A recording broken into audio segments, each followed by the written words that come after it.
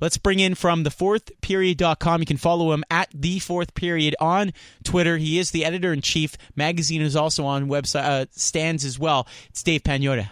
How you doing? Fantastic.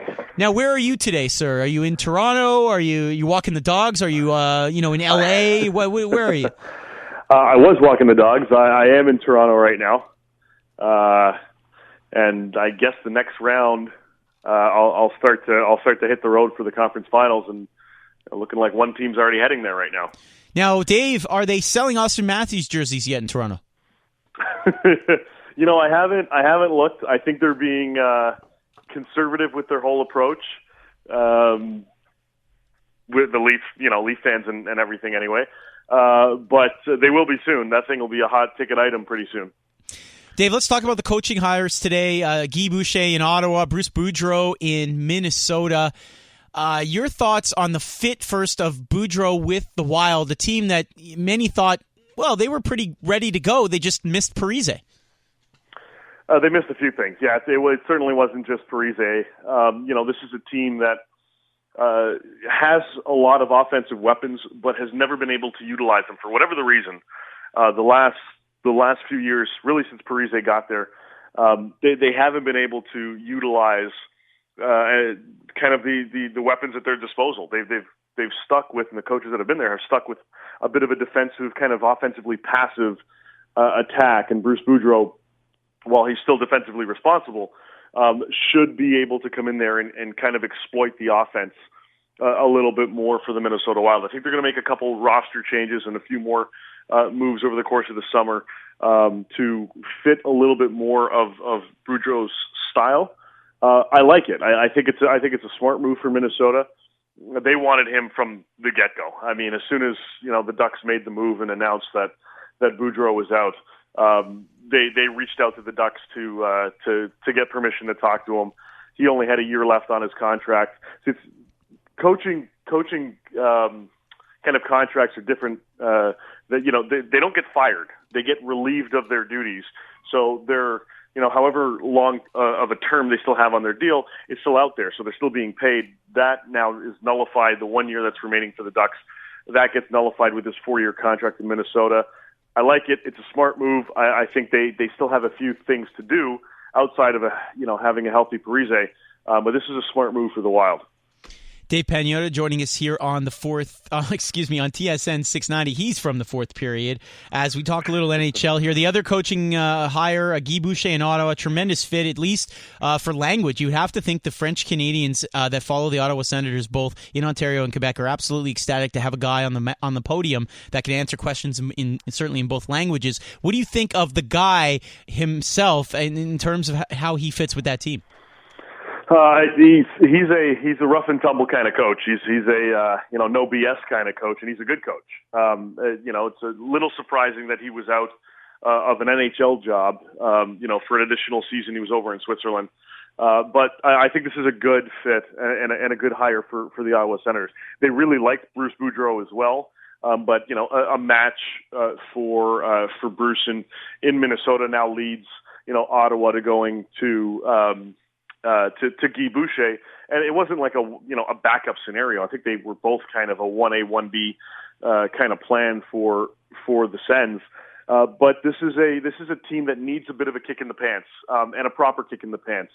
Even Boudreau is a similar coaching style as Boucher in a sense of being a hard-nosed kind of coach, but also being on the side of the players a little bit. It's not just do what I say or else kind of mentality coming into it. There's a bit of a player relationship that's built along the way with them, with both of these guys. And I think for the Ottawa Senators, overall, a pretty young squad with a lot of solid young assets. I think this is a strong addition for them because, making sure that you've got a friendly coach on your side is one thing, but, being able to respect that and listen to him on all points is something that Guy Boucher has commanded over the course of his still very young career, NHL career, and coaching career in general. I think it's a smart move for Ottawa, and it's a good fit for them, just like it is for Minnesota and Bruce Boudreau. Dave Pagnotta joining us here on the fourthperiod.com. Dave, not sure if you're aware of this story and your thoughts on it or not, or if you know anything about the player, but certainly the Canadiens made a tiny bit of news earlier today, signing forward Artturi Lehkonen to a 3-year, two-way contract today. 20-year-old Finn had 16 goals, 17 assists in 49 games with HC Frölunda in the Swedish Elite League this year. And he was selected, of course, 55th overall in 2013. Do you know anything about this guy, 6 foot, 174-pounder? Kind of a late bloomer. He had a lot of potential when he was drafted, which is why he was picked, relatively highly in 2013. It's a good move, obviously, for the Canadiens. They like the player from the get-go. They just thought that he needed a bit more maturing at a professional level, and rather than getting time on this side of the border, or I guess on this side of the pond, in the American Hockey League, he's playing different style of hockey, but something that he's a little more familiar with in the Swedish League. Just from a comfort standpoint, from a confidence standpoint, that really does wonders for players that are from overseas that are more familiar with that side and that brand of hockey. It'll take a bit of an adjustment, just like everybody else, to get used to the NHL level. But for the Habs, it's a move that I think they really wanted to have work for them. Good guy, offensively gifted, needs to muscle up a little bit more. Still really pretty young, but needs to fill out a little bit more. But I think for the Habs, they're hoping he could be a spark plug as a secondary scoring threat down the road. Dave, looking ahead at the LA Kings in their future with Daryl Sutter, do we have an idea of what he will do next? Will he stay as head coach or move on? See, it's a really interesting situation that's going on in Los Angeles, and it's really been going under the radar and flown under the radar with all these additional coaching moves that have been going down over the last 7 to 10 days. He's out of a job basically next season. He doesn't have a contract for next season. There were some reports that he does, some conflicting reports that he does. He doesn't, and they've been going back and forth, negotiating, and they're not that close to a contract. Despite what has kind of been said publicly, Dean Lombardi having a bit of a conference call with a small contingent of LA-based reporters the other day, kind of saying that they've got an offer on the table. They think it's fair, but they're letting Daryl figure out what he wants to do. I'm not 100% sure Daryl knows what he wants to do. He kind of told Sportsnet's Elliot Friedman or CBC's Elliot Friedman that he's kind of waiting to see what's happening with the Kings, to see how they go about free agency and their cap situation and whatnot. If you're a head coach in the National Hockey League and you want to stick around knowing that all these jobs are open, what are you waiting for? Either you're sticking with the Kings or you're going to sit back and look at what your options are. I don't know if it's as set in stone as him returning in Los Angeles that some people might think. I've been hearing a little bit of rumblings that he may not be the guy for them next season. They could move over to a John Stevens, their assistant coach, former NHL coach in the National Hockey League, gets along with the players really well. They really like him in Los Angeles. I'm not sold that it's all hunky-dory with Daryl Sutter in Los Angeles, not at this point anyway. We're seeing a few red flags with some of the comments that have been kind of coming out from both sides in the last little bit.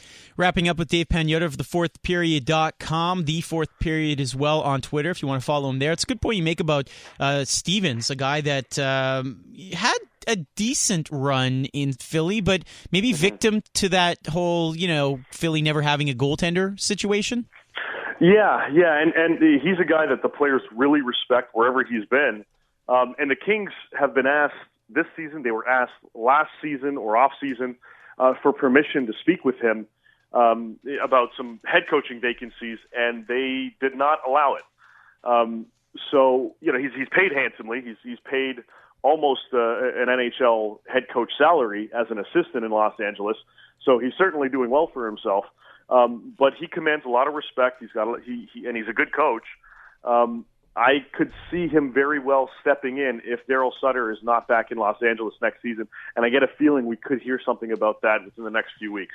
All right, stay tuned, folks. If you want more on that story, you can check out thefourthperiod.com and also follow Dave's cohort, his buddy, Dennis Bernstein, who's based out in Los Angeles, of course. Mo, no stranger to having Dennis on with Simon, I'm sure, in the late program here on TSN 690. Dennis TFP on Twitter, as Dave and Dennis will cover the story.